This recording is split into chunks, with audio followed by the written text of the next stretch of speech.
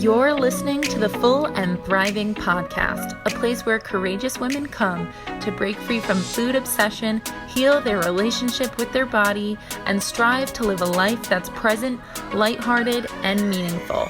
If you're listening, my wish is that this podcast serves as a catalyst that inspires you to nourish your body, nurture your mind, and energize your spirit. I'm your host, Meg McCabe, a certified life coach and eating disorder recovery coach with a PhD in having a good time. Just kidding about that last part. Anyway, thank you so much for listening and enjoy the show.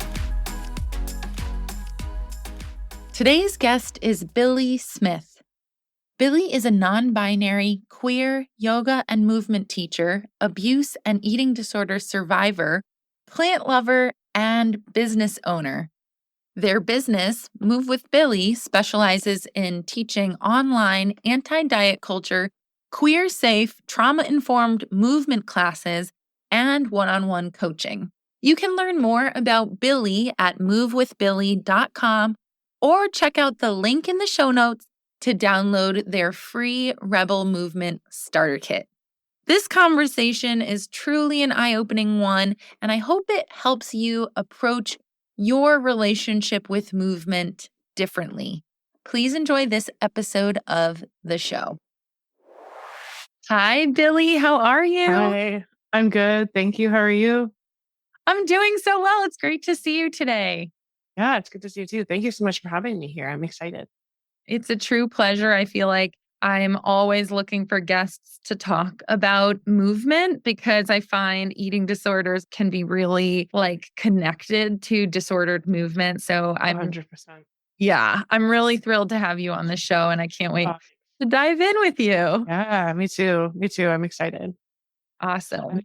Movement is so connected to not just in the explicitly in eating disorder stuff, but there's so much that can be hard to even notice until you start to talk about it more or hear about it more. And you're like, oh yeah, this isn't just a me thing. This is the way that movement was taught to me. So that's so interesting. I can't wait to figure that out and dive in with you. Yeah. It's like we're all swimming in this toxic ocean when it comes to movement. And you don't even realize the environment is toxic until you start your recovery journey and can look at the world with a more critical eye. Absolutely. Yeah, absolutely true. Mm-hmm. So before we dive into all of that, I'd love to just ask you, what exactly is an anti-diet yoga and movement teacher? Yeah. So the one half of it is a little bit more easy to explain. I teach yoga. I also teach workout classes and some more mobility focused workout classes. And that part's pretty easy to figure out. But then the other part is something that I think is a little harder to put, but I'll try my best to explain it. There's not just that there's no weight loss or diet culture type talk in the classes. There's no yoga for weight loss or yoga for tightening and toning or any of those more obvious things that are very steeped in diet culture. But I'm also very specifically anti-diet. So I'm not just gonna, not say the things that diet culture might have influenced in other studios or gyms. I'm also going to, depending on the context, encourage you to kind of reflect on your own relationship to movement and diet culture. So recognizing say, for example, no pain, no gain is something that we'll often hear in the movement world, but how much of that is diet culture, how much of that is true, and how do you relate to that? If that's the way you've always approached movement, why, and kind of digging into that. Some of those bigger reflecting things is more of a one-on-one, obviously, context, but I'm not just a space that's, not going to say any of the things that weight lossy phrases. I'm a space that I'm going to actively talk about how diet culture has influenced most people, westernized movement world, and help to kind of figure out what that means on an individual basis. If that makes sense? Yeah, totally. So I'm hearing that you do the movement piece, but also the education around anti-diet thinking critically about the messages you've picked up about exercise and how you've internalized those in a way and how it shows up in your life. Yeah, exactly. Oh, I Exactly. like that. Yeah. Yeah, Yeah. I Me think too. that's so important because we are taught some pretty harmful messages about movement Mhm. baseline, just like entering into the world. And Yeah. I'm really curious to hear about some of that. But I did want to also ask you about your own experience with an eating disorder. So I'd love to hear a Mhm. little bit about the development of your eating disorder and whether or not exercise was a part of that. Yeah.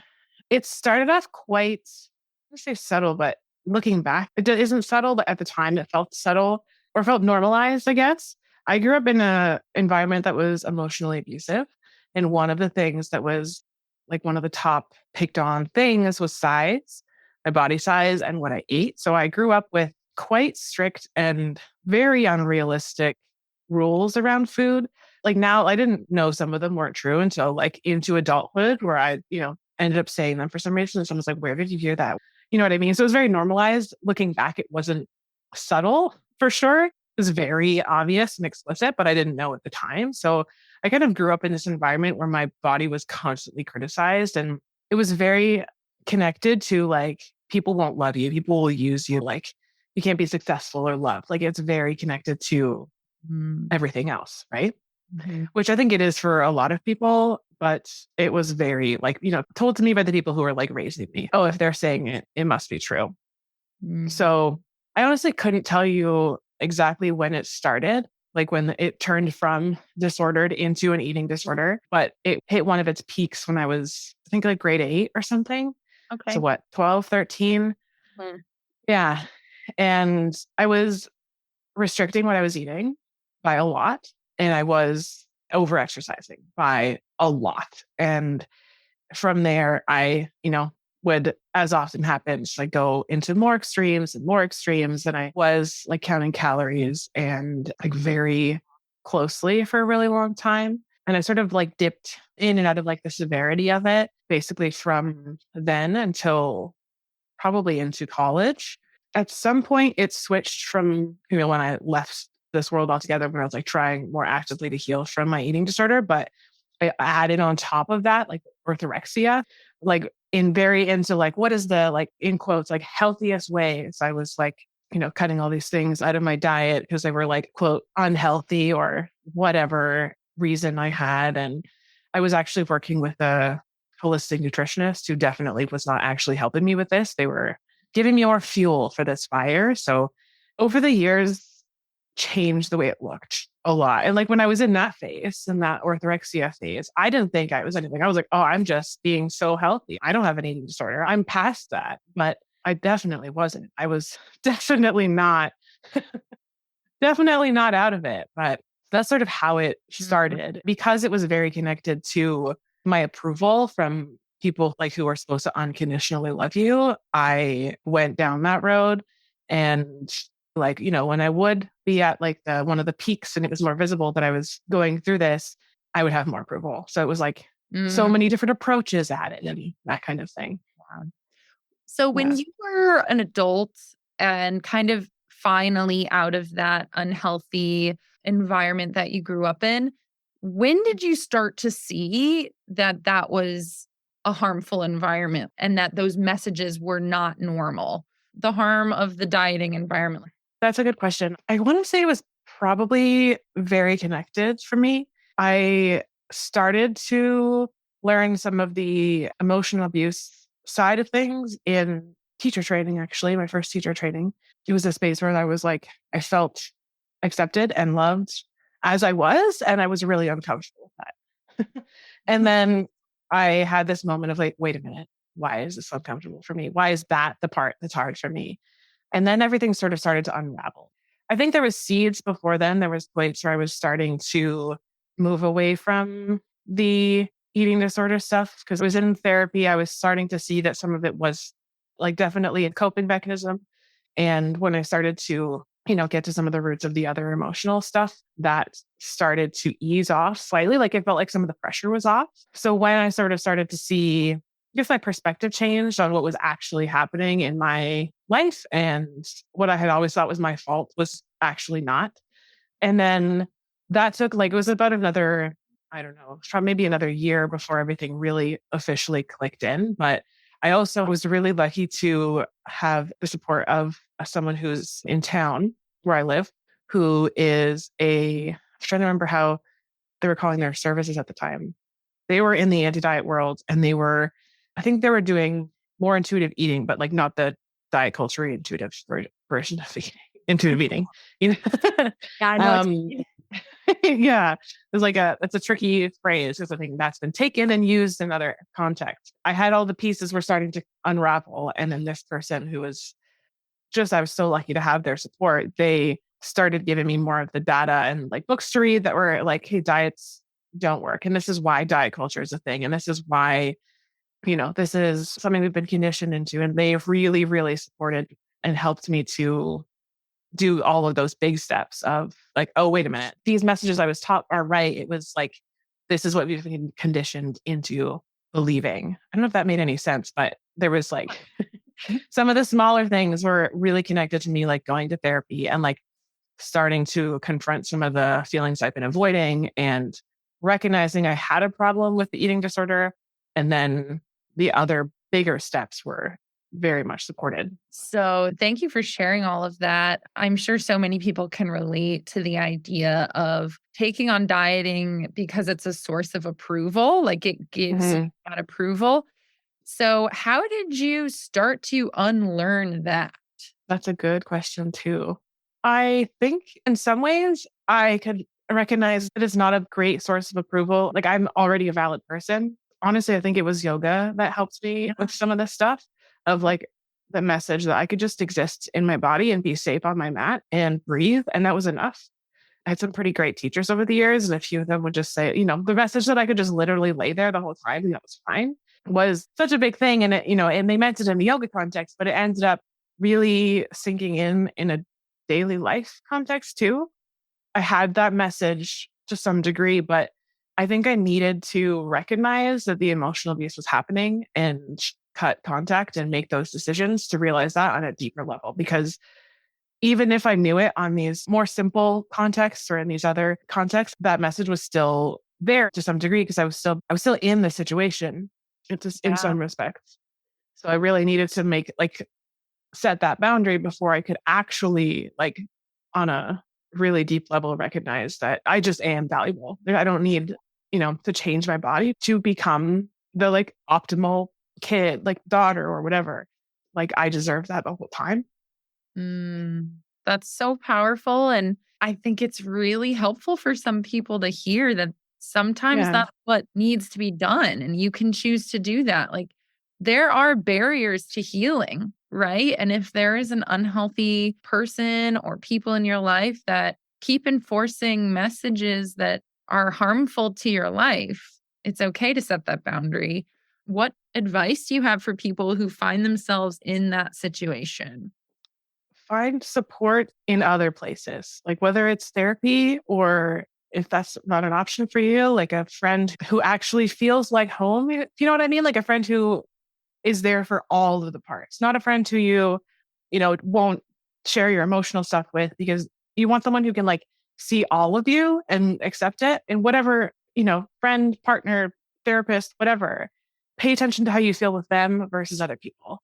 Because however you approach it, it's a really messy ride. And I'm not going to lie to you, it sucks, but it's so worth it because one day you'll look back and you'll be like, it wasn't me. I was never the problem. And you'll actually believe it. Like you'll believe it completely. You're worth that. You deserve that. Find support from someone who actually sees you and accepts you and not someone who makes you feel like you know, you don't have the right to be with them or whatever.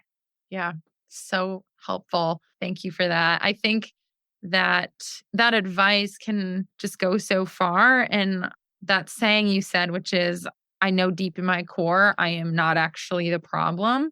I also Yeah. want people to recognize that in their core, their body is not the problem. Right. Yes, 100%. Hmm. Yeah. Yeah. Yeah, your body's not the problem. It's never been the problem. Maybe it was how you were raised. Maybe it was the coping skill that, was the safest one for you. Maybe it was diet culture itself and everywhere you see it in magazines and movies and stuff. But it's so hard to see because we've been raised with it like it's a part of the family, and it's so difficult to unpersonalize it. Like Mm, move that, like to shift into a I, my body is not the problem. It's society. It's the way I was raised. It's whatever. And it can feel really discouraging, especially because it's everywhere. Diet culture messaging is everywhere. But I promise you, your body is not the problem, and it's never been the problem.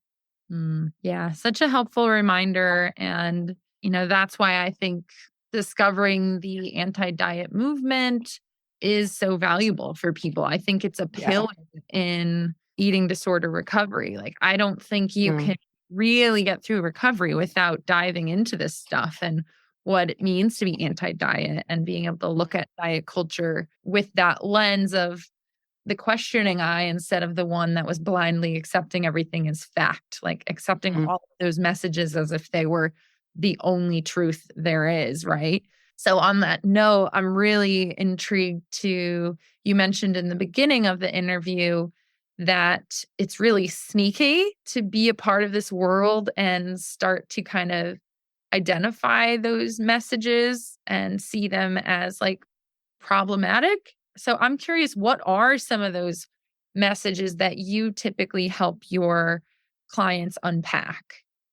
yeah. It's interesting because there's quite a few different perspectives, people who've come to work with me, because it all depends on, their own history with movement and stuff like that. But I've had quite a few people who've come to me who've had like, what do you call it? Competitive sports Mm, style relationship with movement. mhm, And in some of their contexts, it's um, the realization that your movement practice doesn't have to be like a whole hour or several hours a day. It doesn't have to be every single day. That it can be a 20-minute like workout, or it can be a really chill yoga class. Um, that it can be you listening to your body and deciding to do one squat, for example, and then just chill for the rest of the time. mm, That you don't have to, your workout or your practice, whatever it is you're doing, doesn't have to look any particular way. It can be like going for a walk, and that's valid. It can be whatever works for you. And it doesn't have to be so focused on perfection. And there's also been people who've come to me who've had, who've tried different types of movement and were immediately judged whenever they stepped into the room because of the way their body looked. And then felt like they needed to prove this person wrong, or like had to prove that they had a right to be there, mm, and maybe wouldn't listen to their body like similar to the other folks, but in a different way. And they would maybe push themselves or, try to, in both respects, it's really like not listening to your body and pushing yourself past a point that is comfortable or beneficial, and very focused on like the idea that movement is for weight loss. And also there's so many better reasons to move your body. It's very individual, but there's a lot of common themes. And that's one of the biggest ones. It's like movement doesn't have to suck. You don't have to hate it the whole time.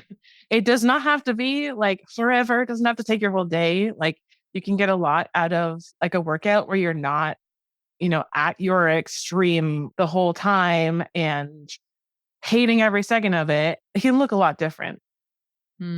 so true.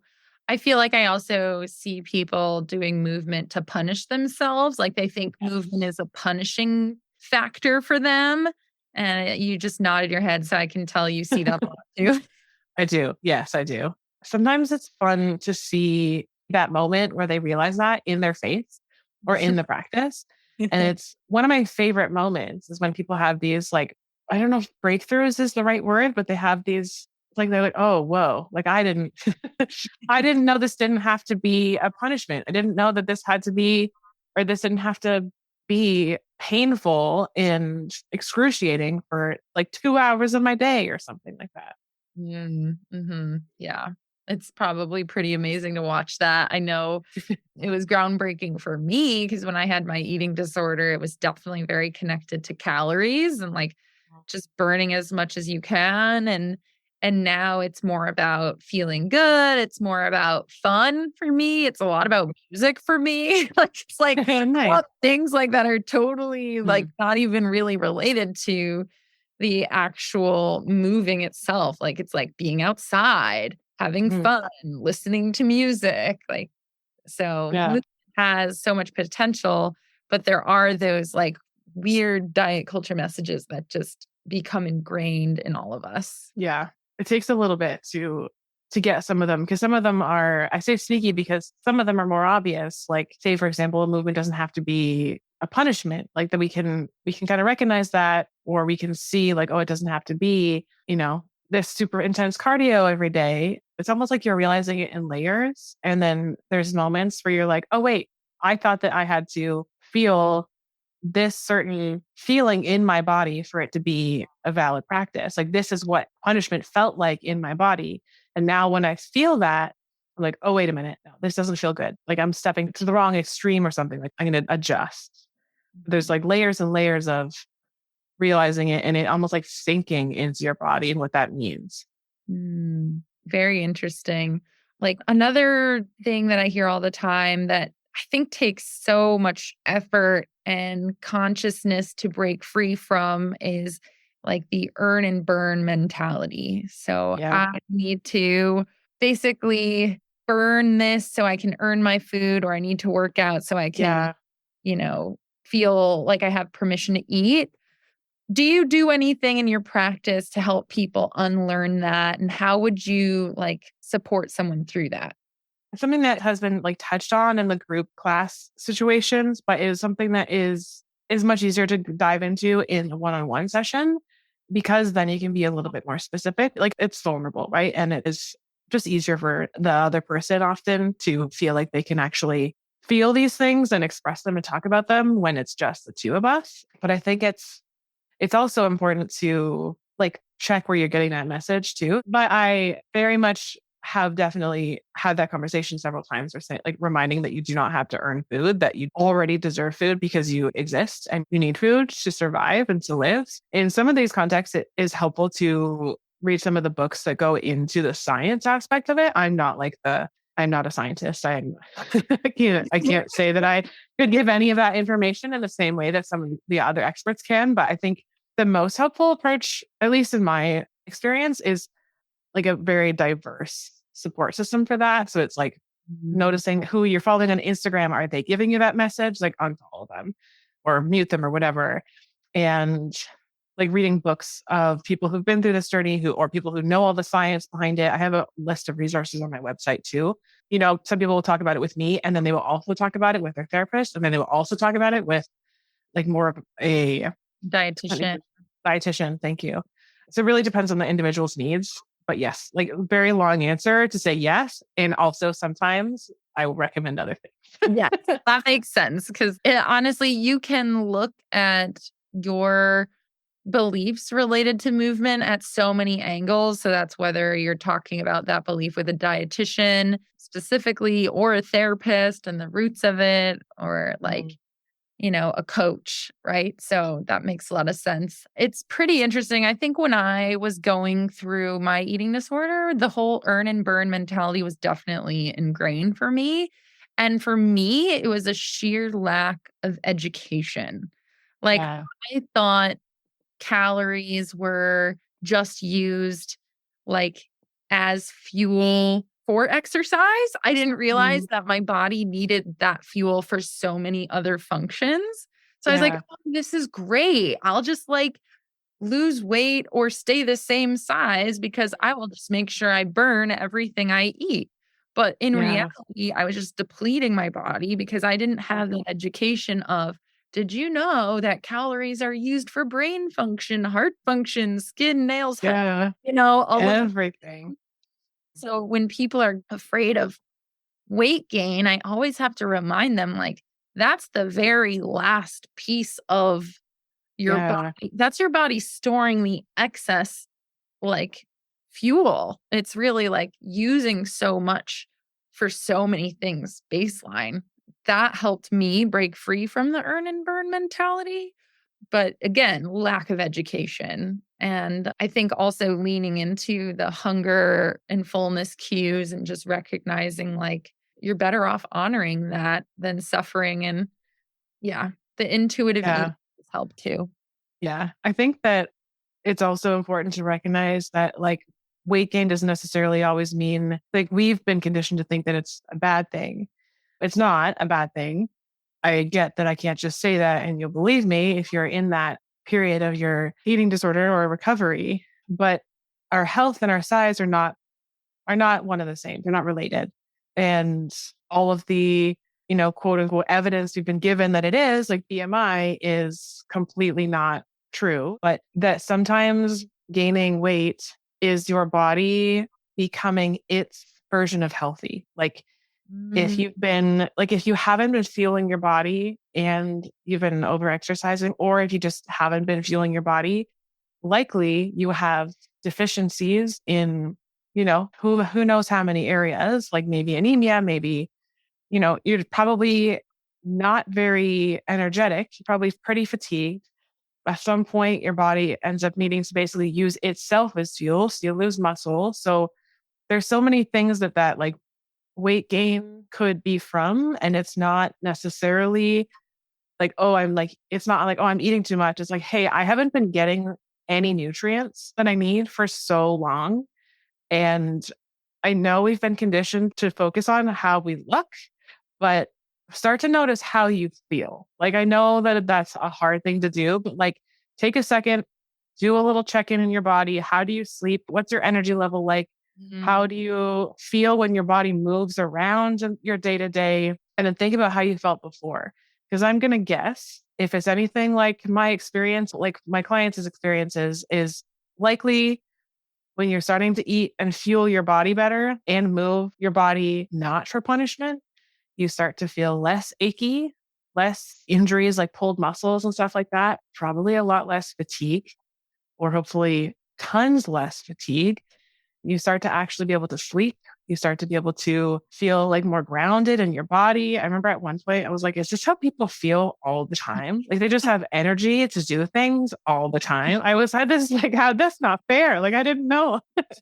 So I know we've been conditioned to focus on the looks, but try like even write down somewhere, like take a minute in your day, check in with how you feel when you move your body for mobility or for stress relief or whatever instead of punishment, and how you feel when you eat more. And like listening to your body to what you need, because weight loss is not the worst, or weight gain is not the worst thing at all. And it doesn't mean anything. It doesn't mean anything negative about you as a person or you as whatever you do in your career or in your relationships. It's like a tiny factor that's not really related to health at all. mm.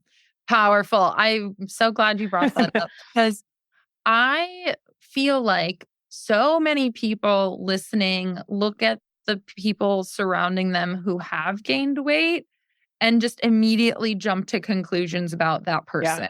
And it's all weight stigma. And it's like, oh, this person gained weight. I hear it all the time. She Yeah. lost control. She, let her Yeah. Must be having a hard time. Sorry to right. interrupt you. No, it's Mhm. okay. It's like that the stigma there, it's always assuming something went wrong or something they're doing that is wrong. Where in reality, like I know going through recovery, you learn really quick, like weight gain is actually meaning it means usually you're doing something right. And Mhm. then you also start to see that weight gain could mean so many other things that are positive. Like, for instance, like if a person gains weight because they're on new medication that's making them like a happier person, why are we going to shame them Yeah. for that weight gain? Right. It's like Mhm. you don't understand, like that person, if you're looking at that person and thinking, they are doing something wrong or they're out of control. Like there's so many instances where weight gain means positive change. Yeah. When I was at my smallest, I was so tired all the time. I couldn't focus. I mean, that might be other things, but I like I was exhausted. I felt like crap every day, all day. All I thought about was food. All I thought about was like this constant cycle of like shame against my body, against my food choices. There is so much, like I wasn't sleeping very well. There's so many areas. I just felt like crap. And now I stopped paying attention to my weight, but I'm definitely not the size I was then. I sleep better. I have more energy. Like I said, I had several moments where I was like, oh, okay. This is what people feel like. I realized, I was anemic, and I had several moments where I realized, like, no wonder I felt like crap. Like, you can never look at someone and ever understand anything about their health. It's not a thing that we can do, but we've been taught and conditioned from movies and stuff that, like, when you see someone who's lost weight, they're like, oh, wow, they're doing so great, like, great job. But no one, like, I was really unhealthy when I was Yeah. at my smallest. Mhm. And and I don't particularly like the word healthy, but in this context, like, I was really sick basically. And now, like, when I gained weight, no one said anything like, oh, great job. That's when I realized, like, hey, I haven't been absorbing any protein for like years. And I've been exhausted for years. And yeah, there's like, you can never tell. And I really hope we can stop, like, just stop commenting on other people's bodies, or stop assuming anything about anyone else's life based on any changes in their bodies. Yeah, absolutely. I do think that there is a trade-off to choosing your eating disorder or choosing recovery, and trade-off to losing weight and gaining weight. And like, Hmm. I just have to say, like, it's really powerful when you can get to the point of recognizing, like, striving for that thin body is not worth the trade-off of like all of the benefits that this extra weight that my body needs gives me. Right. Yeah. And I definitely experienced that. Like, even just being able to get to higher weight for me, like being back into my set point range. Right. And having the freedom of eating what I wanted, and like being able to enjoy that and choose that Mhm, based on just like listening to the eating disorder. Like, mhm, if I wanted to be thin, I'd have to give that up. mhm, Right. Or be that lower set point. I know I live in a straight sized body now, but it's like, to get to that eating disorder size, there was like, I'd have to give up all of those amazing benefits that I had discovered. So it's really interesting. So, my advice for everyone listening is, when you do restore weight or you do have body changes where you are gaining weight, just sit and chill with that change for a little bit. You don't have mhm, to react, you know, just let yourself experience life in that way and observe the difference. Observe the mhm. energy change, observe the sleep changes, the mood changes, and all of that. Yeah, and I would say a big shift that is important too is how you approach your movement.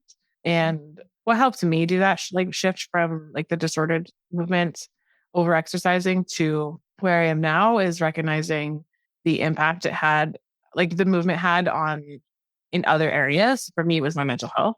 It was my first and biggest one. Is it felt like, sometimes it felt like when I moved my body, like yoga, I think it probably was at that point, I felt like I could breathe for the first time. It was like that sense of like relief. And also I could be more present, and it just felt easier to exist in my body when I was moving my body, or when I was like practicing yoga, like once a week or whatever it is.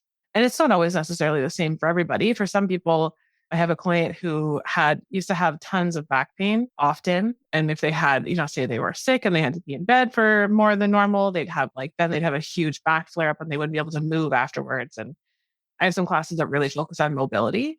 And when they're practicing these classes, they don't have any back pain. They don't wake up and feel in pain every day. It's still there sometimes, but it's, for the most part, it's basically gone.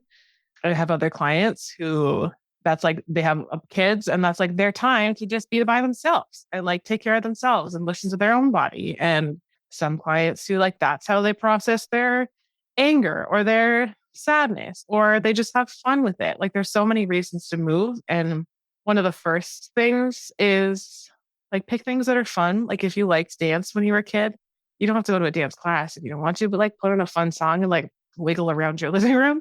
Doesn't matter what it looks like. Like, close the curtains, cover up the mirrors if you need help, YouTube, if that helps. But like, just like go with it.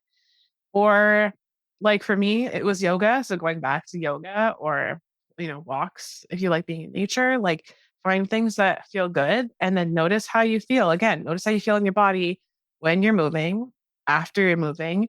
And see if you can catch yourself before you push into any extremes. Like Mm. check in a couple times. If you were to rate where you're at, like 1 to 10 in terms of intensity or mood, where are you at? And I don't mean like if you started the movement practice in a bad mood, that's different. But like, I think we can all kind of feel there's like a threshold where you're no longer fun. Once you had practice, it's easier to tell. And sometimes we will push, if you're, I don't know, preparing for like a 5K or something, or if cardio or intense stuff is helpful for stress, then in those contexts, once you've been practicing for a long time, we can like push into that a little bit. But when you're earlier on in your recovery, try your hardest to notice like, does this actually feel good in my body? Or am I just doing this because I feel like I have to? Like, Mm. so in one of my warm ups, or one of the things in my warm up, I've had several different, say like we do these three this day and those three this day. Some students have said like this particular one, they just don't like it. It doesn't feel good. Or, they have an injury, feels weird in their hips. Like there's, a million reasons. And they'll just do the other thing. They just do the other thing because it feels better in their body instead of feeling like you have to do this particular thing because I said you had to do it. So I think it can help to find a space where it's like safer to make that decision. Cause I mean, I can't speak for everybody, but I've definitely been in several studios or gyms where it didn't feel like I could. And then, yeah, like check in. How does this feel? If you are like holding your breath and just waiting for it to be done, just don't do it. You don't have to force yourself to go running because you read it like, posted in magazines like 5 reasons you should go running. You can, if you like riding a bike, like ride a bike. Or if you like walking, walk. Like there's not one particular way that movement has to look, even though we have been taught that there is one way that movement has to look. And then find like over time, you'll find your own reasons. Like maybe you'll be like me and you're like, it's a stress reliever. Or maybe you just feel confident when you move. That's like another one of mine. Or I don't know, like there's so many reasons. I've heard of people who are like, I feel like I'm ready for anything, or I can like take over the world when they're moving the body. So like go for it, whatever your thing is. Yeah, that's so good. It's funny because I definitely know like the eating disorder. This is like where the eating disorder sneaks in. I'll hear people be like, they're really overdoing it with their movement. Like they need to run like for several hours a day or whatever Yeah. certain distances. And they're like, it relieves my stress and anxiety when I do this. And it's like, you're actually just coddling the eating disorder too. So think about like, if you're having anxiety for lightening up on your exercise, like it's probably because the eating disorder is telling you this is right thing to do for you. This is good for you. But when you are healed and your relationship with movement is different, the positive reinforcement for movement are things like it's stress reliever. It makes you feel really good, not because you are quieting down the eating disorder voice, but because Yeah. you actually like feel like that was really fun and you just connected with yourself. Mhm. Just notice if you were saying, oh, well, they're saying it's a stress reliever and, maybe I can mm, Mhm. keep moving or exercising every day for X number of hours because it relieves stress. If it's Yeah. relieving eating disorder, it's not the same. I would even see like what's the least amount of movement you can do in a week? Like just a week, don't do Yeah. anything. Or do a like stretch and unwind, like chill style practice and let rest be okay. Like we do not need to work out or move your body every day. You need rest days. Your body needs rest days in order to heal. And if it's things like, I'm not as familiar with running, but like say if you're doing like leg day, if you do like same muscle groups 2 days in a row, you're not giving your muscles any time to heal. So it's not going to be, even if you're like telling yourself that this is for good reasons, you're not going to gain much out of the practice. You're just going to stress your body out and then not have time to heal from it. So like rest, see how it feels to not move much, especially if you're in like that area where like I've definitely been there where I did a bunch. And then after that, how can you change what your practice looks like? Like, how can it not take up most of your day? Like, how can you rest or creatively rest? Like, if maybe you do like one single stretch because your legs are sore. Great. Awesome. Maybe you do like a walk around the block because you've been in your apartment all day. You need to get some sunshine. Like, Think of it like tiny doses, especially at first, because it is really easy to go into that, like, oh, it's stress relief. So I'm going to do this for the whole day. Like, find other stress relieving things too, like Yeah. art or whatever, like do other things. Cause unless you're preparing for some sort of like marathon, I don't know how to do that, but like, I assume in those cases, it probably takes up more of your time unless you're preparing for something extremely physically strenuous. Your movement practice does not and should not be every day, all day. Yeah. Think about what it could look like when you do like minimize it. And I think it's important, like in recovery, there are moments you need to stop exercise, right? And just let your body rest and heal and slowly integrate non strenuous forms of exercise, like that nice little gentle walk to get sunshine around the block and making sure you keep that in check. It doesn't turn into this thing you take to 25 like laps around the Yeah. block, right? Yeah.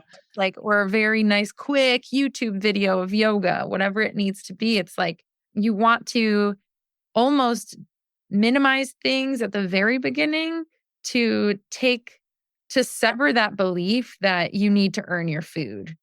So Hmm. if you do decide to rest, don't let it impact your food. That doesn't mean you should be Yeah. restricted because you're not exercising. If you see that happening in your life, right? Like if you say, "Oh, I rested today, but I also didn't eat breakfast or whatever." It's like, Hmm. okay, then that's really not helping you either. It's like Hmm. keep nourishing your body to teach yourself that food and movement aren't dependent on each other, right? Yeah. So I kind of just like went on a little mini rant there, but yeah, No, I did too earlier. It's okay. kind of fun. But Yeah. yeah, so I'm really grateful for everything you've been able to share today. I guess, do you have any final tips or words of wisdom for people with eating disorders who are trying to heal their relationship with movement? I would say take a step back first, especially if you're early on in the healing process. Give yourself some space. I know it's scary. And I know that, that brings up a whole other array of like whole other variety of things. Take it minute by minute and start to notice when your brain's like, okay, I'm going to do yoga. I'm going to do power yoga for 3 hours or something. I sometimes will say, like, why do I feel like I need to do this? Like, where does that come from? And if I'm thinking like I want something intense because I'm really, really stressed out and I have so much extra energy because of all my anxiety, then I'll be like, okay, I'm not going to do 3 hours. That's excessive. I'm going to like say 20 minutes or maybe a walk or like, how can I reframe this? So noticing like any of those beliefs that come up with the movement, like, oh, I'm going to do running. I'm going to run for 4 hours. Like, okay, no, like notice when that stuff happens. And then as time goes on, see if you can integrate those moments of checking in, of being really present with yourself into the movement practice itself. I know at first it's like you can do it in little doses. Over time, let that like check in be several times throughout your practice and notice like, okay, why am I, if you're in a pose in yoga class, for example, and you are not feeling good, you need rest, you take rest. Like integrate little moments of checking in and then eventually let that take up the whole practice and let the practice be like, okay, I'm going to take this approach because this is what I need right now. My body's telling me I need to rest. I'm going to chill. And then, maybe you're resting. You're like, ooh, that pose will feel great. And then you do that pose. Like it's not like you just all of a sudden are great at this. It's a practice in itself and it takes time. So don't be too hard on yourself. If you catch yourself going right back into, say, it's like a couple months down the road and you've been able to, say, go for a bike ride sometimes because it's helpful and whatever. And then one day you catch yourself, riding your bike for like 3 hours and you're back into that same thing. It doesn't mean that the progress hasn't happened. I'm like, Mhm. okay. I noticed I did this. I'm going to like get off my bike and walk, or I'm going to change gears. Not, I didn't mean on the bike. That wasn't intentional. Like I'm going to like change approaches. It also does help sometimes to find a community. I know that there's one, I think, through Meg. I have like a Rebel Movement Club of all movement classes that are not that are anti-diet. And sometimes having spaces there where you can like just know that it's all people who've been through, somewhat similar things. And they are also doing this work of taking diet culture away from movement practice. So basically, first, Like if I were to summarize, take it easy, go slow, take rest. How can you integrate being more mindful of your practice of like while you're in it, before you're in it, being mindful of why you're doing it. If it goes anywhere near like punishment, weight loss, earning things, sidestep, move away from it, change your approach or lessen the whatever it is. Know that it's not linear. Recovery is not linear. It takes a long time. Hey, that you're not alone. Finding community in whichever aspect feels most comfortable to you can be really helpful. And just, yeah, be nice to yourself. Oh, yay. That's so great. I think the reminder to just make the habit of checking in with yourself is so helpful and really powerful to leave everyone with because we forget to do that. And we're often Yeah.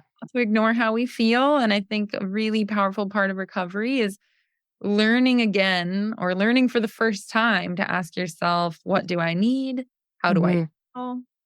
You Hmm. know, and going from there. So, with that, Billie, I just want to say thank you so much for being on the show. I really appreciate everything you shared today. It's been a Thank true you. pleasure. Yeah. So, thank you so much. Thank you so much for having me. Oh, you're very welcome.